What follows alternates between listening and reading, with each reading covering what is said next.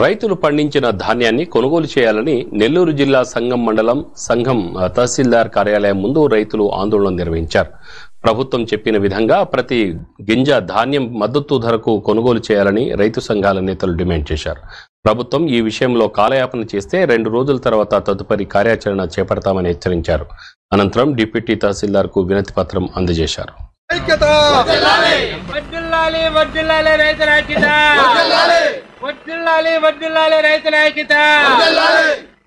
పంటను రైతుల పంటను ఒక్కరు కూడా ఈరోజు తెలుసుకోలేదు.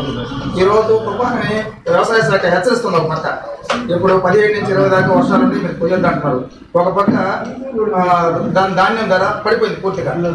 రైతులు ఏంటంటే గవర్నమెంట్ ఇచ్చిన ఎంఎస్పీ కన్నా ఎక్కువ ధర ఉన్నప్పుడు బయట మార్కెట్లో అమ్ముకుంటారు, తగ్గినప్పుడే కొనుగోలు కేంద్రాలకు వస్తారు. ఇప్పుడు 14,500 నెల్లూరు జిల్లా 3,349 అని 3,349 14,000 14,500 లోపే ఉంది.